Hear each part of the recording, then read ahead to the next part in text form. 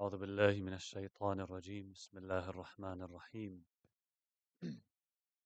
الحمد لله رب العالمين اللهم صل على محمد وآل محمد اللهم صل على علي أمير المؤمنين السلام عليك يا أمين الله في أرضه.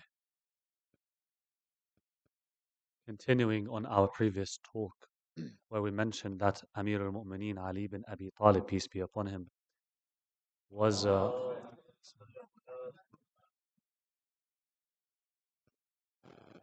faced a great oppression, and he was the greatest madloom, really, the person who was dealt with unjustly, the person who was maltreated in his life and after he left this world. And we talked about how this reflected in terms of suppressing his virtues systematically after his demise in history. We mentioned that although it appears that we have these days hundreds of the virtues that talk about the greatness of Ali, not thousands, apparently there were others that were lost in the minefield of censorship and fear. We mentioned 4 points on how the virtues of Imam Ali, or 4 minefields that we mentioned, that the virtues of Imam Ali have survived to reach us. We said one of them was the atmosphere of terror that spread by the Umayyad government, or was spread by the Umayyad government during their rule, to the extent that any mention of Ali would have repercussions. And that became a political strategy by the Umayyads. The second minefield was that the companions of the Prophet himself, some companions of the Prophet, would conceal testimonies about the greatness of Ali. They witnessed things, but they wouldn't reveal it. They wouldn't narrate it. The third minefield that we mentioned was that the hadith compilers, those who collected narrations from the people, they suppressed or sometimes misattributed merits of Ali, to the extent that sometimes some merits or virtues of Ali, they became what? Diluted intentionally. And the fourth minefield that we mentioned was that virtues of the enemies of Ali, or virtues for opponents of Ali, were fabricated for them in order to overshadow Ali salamullah. Continuing on more minefields that the virtues of Ali salamullahi alayh had to survive. Number 5, assaulting those who narrate hadiths about preferring Ali. You know, in the past, traditionally, the way it was that there would be a teacher, a shaykh, and that teacher would be narrating, dictating hadiths to the students, and the students would take notes. This is how this teaching used to happen. And there's a hadith that is very, very famous. We mentioned a few nights back that's called the hadith at-tayr, the hadith of the roasted bird, that the Holy Messenger of God one day had a roasted bird before him, presented to him, and he didn't want to eat until someone who is loved by Allah, the most loved by Allah subhanahu wa ta'ala, joins him. And he prays to God. He says, "Oh Allah, send me the person who is most loved by you to join me in this, or eating this roasted bird." And none came but Ali ibn Abi Talib salamullahi alayh.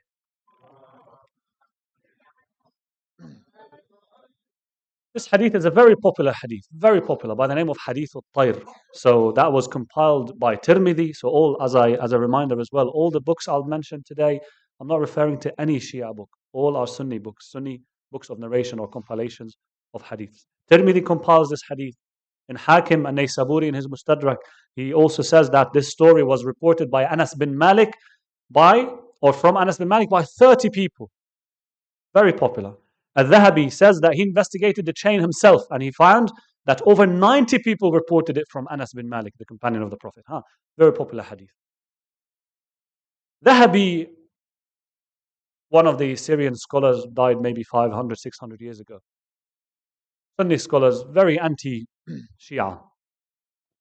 And you will notice why. And sometimes you will see that he has something in his heart against Ali salamullahi alayh. In his book, Siyar A'lam al-Nubala, it's a book, Islamic biographical encyclopedia from the Sunni perspective. He narrates his story. He says about a person by the name of Ibn al-Saqqa. This Ibn al-Saqqa He was a great hafid, a great professional teacher. Hafid, memorizer of the Quran, memorizer of the Hadith. This teacher once was what? Dictating narrations to his students. And it happened that one day he narrated this hadith, Hadith al-Tayr, the roasted bird hadith. Do you know what happened? Do you know what happened once he did that? They could not bear it, the record says. The students, they could not bear that hadith. So what they did was, so they jumped on him. They pushed him away and washed the place where he had been. Like a najis, he's now what? Impure. So they washed the place where he was actually sat and narrating. He happened to have narrated that hadith about the virtue of Amirul Mu'mineen. And that person, Ibn al-Saqa, that teacher, that professional hafid, great scholar, renowned teacher, respected teacher, now disrespected, he was secluded. He went home and he stayed in his house, not narrating anymore, and therefore his hadiths, his narrations became rare later. All because what? He narrated a hadith about the virtue of Ali. About the virtues of Ali. Brothers and sisters, this hadith, Hadith al-Tayr, the other virtues of Amir al-Mu'mineen, honestly, when we read this, how much should we be attached to them? That we actually make sure we memorize them, we teach them, we spread them. That's the fifth minefield. That teachers who would narrate a hadith of Ali, they would be harassed. They would be attacked. The sixth minefield.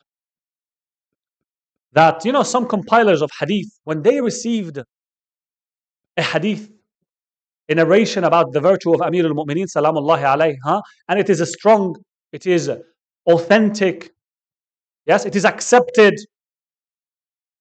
What they would do is that they would not report it as it is. What would they write in their books? They trim it. They edit a few things here and there. That's a minefield as well. That the hadith compilers themselves, the people who would compile hadiths, write them in books, they would change what they received. Example. In Tirmidhi, the compilation of hadith from the Sunni brothers, in Musnad Ahmad, in Sunan bin Majah, and many other books, they narrate the hadith of Ghadir. Hadith al-Ghadir, that the Prophet ﷺ, while returning from the Hajj, from Mecca, he stopped in a place, Ghadir, and he said such and such, and he said a phrase, "Man kuntu mawlah, fa'aliyun mawlah." Whoever I was a master for, now Ali is his or her master. Reported in all these books. However, Sahih Muslim, what that book does is that it reports the hadith of Ghadir. It reports the events of Ghadir to details. It says, for example, on the authority of Zayd bin Arqam, that he said the Messenger of Allah stood up one day to deliver a sermon in Khum between Mecca and Medina. He praised Allah, he preached and reminded, and he said, until he said, I'm leaving among you two weighty things, hadith al-Thaqalain, remember. So the Prophet said it. So that's in Musnad Ahmad. The first of which is the book of Allah, in which there is guidance and light. So take the book of Allah and hold fast to it. He urged and encouraged people to adhere to the book of God, and so on. And I remind you of Allah regarding my people, the people of my household. That's it, done. The Musnad Ahmad does not mention anything about what? Man kuntu mawla fa'aliyun mawla. Dropped. So either Muslim himself dropped it when he received the hadith before recording it, or the person who gave it to Ahmad to write it in his Musnad dropped it. Something has been dropped. How come that the same narration mentioned in so many books that the Prophet said, Man kuntu mawla fa'aliyun mawla, in one prominent book of compilation of hadiths, it is dropped. How and why? That's a question to be asked. Another example. An-Nasa'i, also in his Sunan Kubra, a big compilation of hadith. He narrates a narration. Listen very carefully. He says, سمعت سعيد بن أرقم قال لما قدم معاوية إلى الكوفة. He said, so a narrator is narrating that when Muawiyah came to Kufa, when Muawiyah became the Khalifa, the king, and he came to Kufa, Mughira bin Shu'bah appointed preachers to insult Ali. Sa'id bin Zayd took my hand and said, do you not see this oppressor who orders the cursing of a man from the people of Jannah? So someone apparently in that scene is criticizing and is saying, what is this man doing? Cursing Ali, a man of promised to be in the Jannah. Huh? Because cursing, what does cursing mean? La'na, what does la'na mean? Is that you pray to God that He may withdraw His mercy from someone. How does it work that you pray that Allah withdraws His mercy from the person who will be in Jannah and paradise? So Nasa'i mentions this story, that what? When Muawiyah came to Kufa, Al-Mughira bin Shu'bah appointed preachers to curse Ali, to slander Ali, so that Muawiyah would be happy. Now, there's a book of compilation of hadith as well by the name of Sunan Abu Dawood, one of the 6 books, right, of the Sunni path. That same narration is reported, but look how. Listen how. It said, I heard Sa'id bin Zayd bin Amr bin Nawfal to say, when so and so came to Kufa. Not when Muawiyah came to Kufa. Now the narration is what? Being encoded. When so and so, when Fulan came to Kufa, so and so appointed a preacher. Period. He took Sa'id bin Zayd by the hand and said, do you not see this oppressor? Notice the difference between the first report and the second. The identity of Muawiyah was concealed, hidden. The identity of who? Al-Mughira, who appointed this preacher to slander and curse Ali, hidden. Now is encoded into what? So and so. Their act that they've actually appointed preachers to curse Ali, hidden, dropped. What is this? What is happening here? You know what the strange thing is? Is that some commentators on the Sunan Abu Dawood, they praise Abu Dawood for what he has done. They would say, for example, Sheikh Muhammad bin Abdul Hadi Sindi in his book Fath al-Wudud bi Sharh Sunan ibn Dawood, he would say Abu Dawood did well using the code names for Muawiyah and Mughira instead of naming them, to cover them up in this case, because they were companions. May Allah reward Abu Dawood well for what he has done. So you cover the identity of Muawiyah and Mughira, that they actually were forcing or pushing to curse Ali, that's fine. But cursing Ali itself, that's okay. That can be taken. That can be accepted. But this is what we see in some of the practices of these people who would report and narrate those hadiths. If people found it okay to conceal the identity of perpetrators towards Ali, how can we trust them that they haven't concealed injustices that has happened or have happened against the family of Rasulullah sallallahu alaihi wasallam? How can we trust that actually, yes, there were things that actually happened against Lady Fatima that were not concealed and dropped? Shall we not question? Shall we not ask then? So that's a sixth minefield. A sixth minefield. That's the compilers of hadith would edit and crop and change things. The seventh was that, publishers of the books. Sometimes you have someone who writes a book, but he takes it to a publisher, copyist. Yes? Those might change things. I'll give you an example. Tabari, a scholar, famous Sunni scholar, died year 920 something, more than 1,000 years ago. So Tabari had 2 books, very famous. He had a tarikh, a book of history, and he had a book of tafsir al-Quran, interpretation or exegesis of the Quran, a hadith-based tafsir. Now, in the history book, in his book of history, Tarikh al-Rusuli wal-Muluk, the history of the messengers and the kings, what Tabari says, he reports this story of the Prophet when he first announced his messengership to the people, that he invited them, he invited his family, and he told them, I have come to you to warn you, and Allah subhanahu wa ta'ala commanded me to invite you to him. And he said, the Prophet sallallahu alaihi wasallam said, فَأَيُّكُمْ يُؤَازِرُنِي عَلَى هَذَا الْأَمْرِ على أن يكون أخي ووصي وخليفتي فيكم. So which one of you, the Prophet said, which one of you would be supporting me in my mission such that this person would be my brother, my successor, and the one who takes my position after me? أخي, وصي, khalifa, khalifati. And then Amir al-Mu'mineen would stand up and the Prophet would say, this person is Akhi, my brother, Wasiyya, my successor, Khalifati, the person who takes my place after me. That's mentioned in the book of history of Tabari. But if you go to the book of Tafsir of Tabari, the same author, he mentions that narration. But you see in the copies of that Tafsir book by the same author, listen what it says. It says that the Prophet said, so which one of you would support me in this mission such that he becomes my brother and so and so. Akhi wa kada wa kada. Until the Prophet said, this is then my brother and so and so. My brother, my successor, the person who takes my position after me, my Khalifa.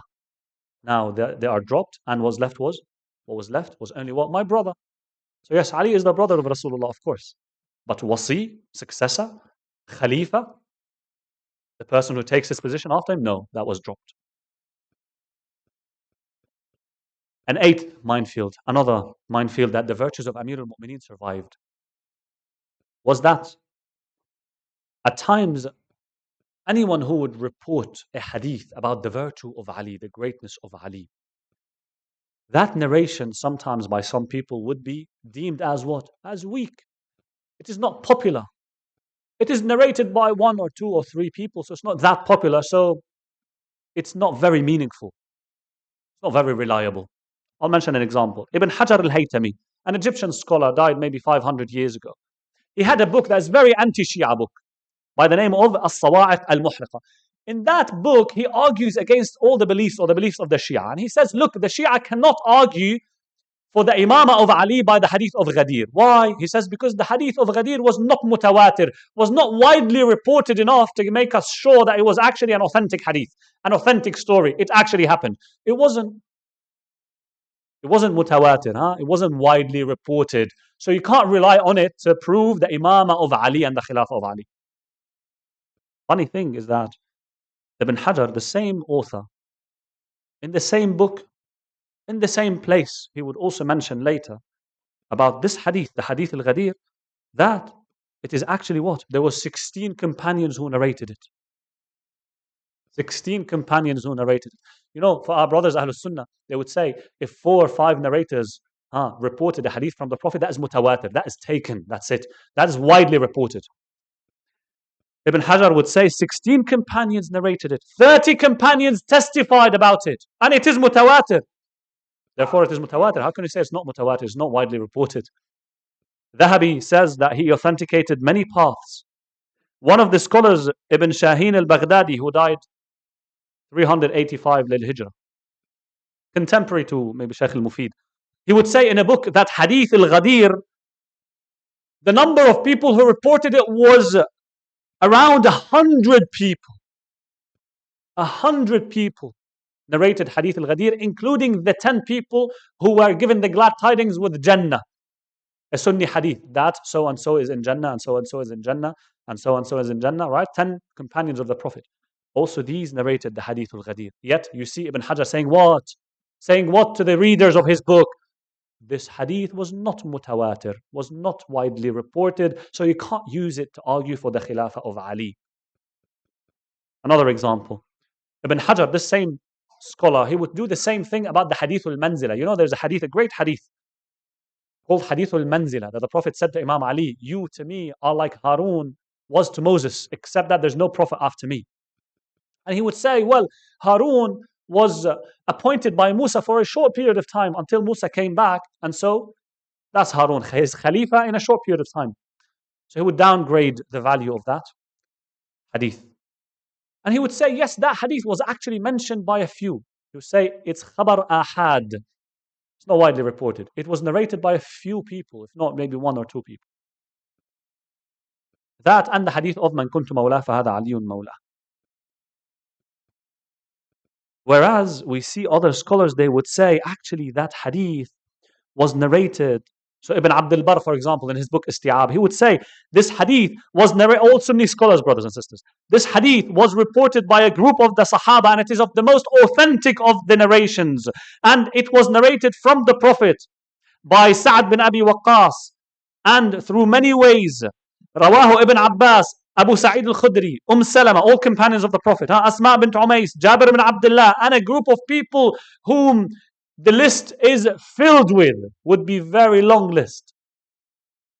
Other people, Sheikh Muhammad Ja'far al-Kitani, would say also that hadith, hadithul manzila, that the Imam Ali salamullahi alayhi is so close to the Prophet sallallahu alayhi wa sallam, he's to him like Harun was to Musa, also narrated by Asma bin Umays, Abi Sa'id al-Khidri, Salama, Ibn Abbas, Habashi bin Junada, Ibn Umar, Ali, Jabir bin Samura, Bara bin Azib, Zayd bin Arqam, 10 people so far. Yet you see that scholar saying in his book, what? Reported by a few people, 1, 2, ahad.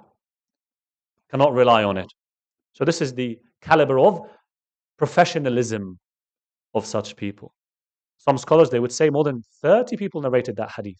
Very widely accepted.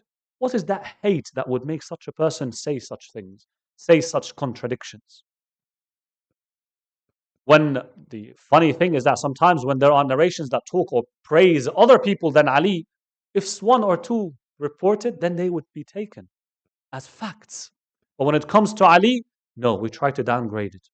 100 people narrating it, no, we say a few people narrated it. Number 9, the double standard in grading narrators of hadith. I'll mention a quick example so that you understand what I mean. Dhahabi, he talks about Hadith al-Tayr, he talks about the hadith of Man Kuntu Mawlah, and he talks about the hadith of that the Prophet said, "O Ali, no one loves you but a believer, and no one hates you but a hypocrite." Dhahabi says that this hadith is problematic. It's the most problematic of all, he would say. Why? Although this hadith was mentioned in Sahih Muslim, who has a certain criteria for accepting hadiths. So accordingly, this hadith that, "O Ali, no believer hates you, or none loves you but a believer, and none hates you but a hypocrite," it passed through all these minefields to arrive to the book of Muslim. So Muslim mentions that hadith. But Dhahabi says, well, it's problematic. Why is it problematic, O Dhahabi? Why? Although, in another hadith that is reported about the Prophet, that the Prophet said, "O Ali, or like no believer hates Abu Bakr and Umar, and no hypocrite loves them." Praising Abu Bakr and Umar. What does Dhahabi say about this hadith? He says, it is what? Authentic, and he takes it because the content is correct. Although one narrator of this hadith is a liar by the name of Mu'alla bin Hilal. He says Mu'alla is not reliable, but this hadith is correct, is acceptable. But the hadith about Ali, that, "O Ali, no believer hates you,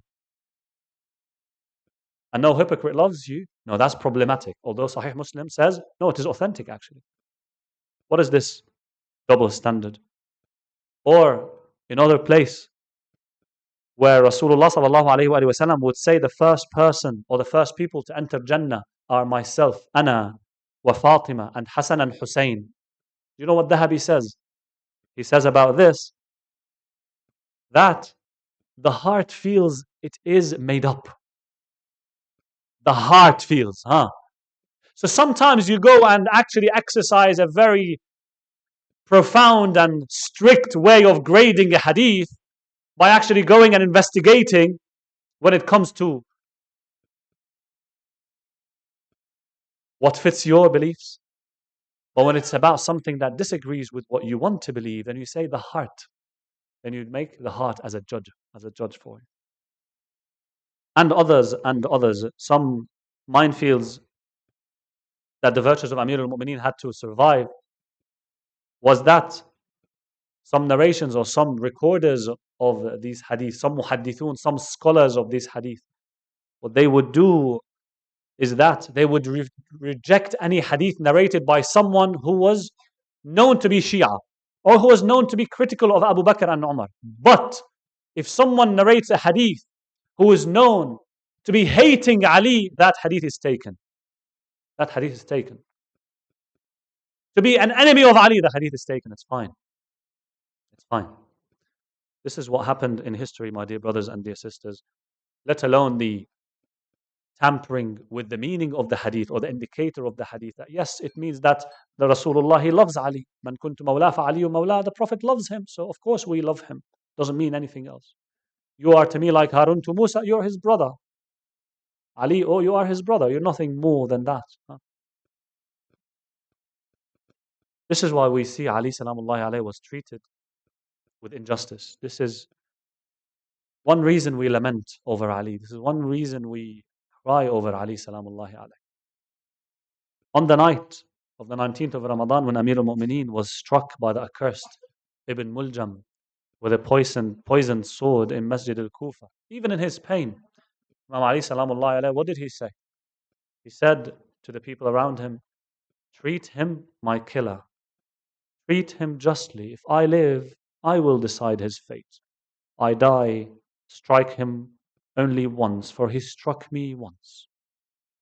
That level of justice that Ali had. Some scholars, they would say Ali salamullahi alayhi, what killed him in his prayer niche was his justice.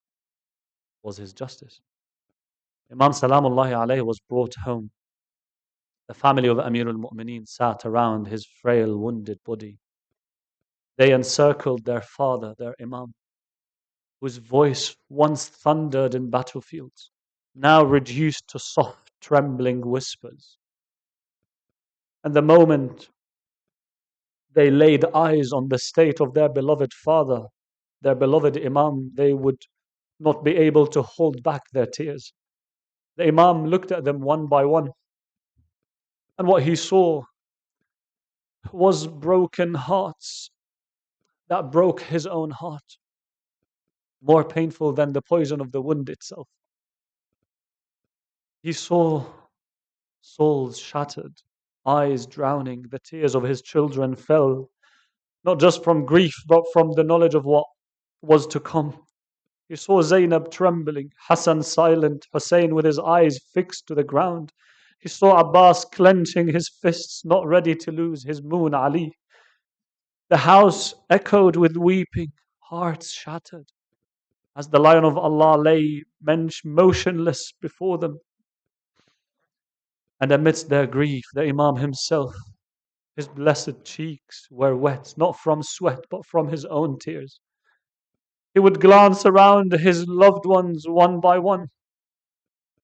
The pain of separation, the sorrow of farewell was written in his eyes. But despite the agony, despite the nearness of his final breath, his lips continued to tremble softly with the remembrance of Allah. They would offer him food, they would offer him a sip of water, but the Imam would gently refuse. His heart was no longer attached to this world. He wiped the sweat from his forehead, struggling, and then Amir al-Mu'mineen began to call each of his children one by name, the young and the old. He gazed upon them with love, and with a voice choked by emotion, he said, Allahu khalifati alaykum. I entrust you to Allah. Your guardian is Allah. His family broke down in tears. The sons, the daughters, the orphans, the companions, their cries filled the room as their pillar, their protector, was slipping away.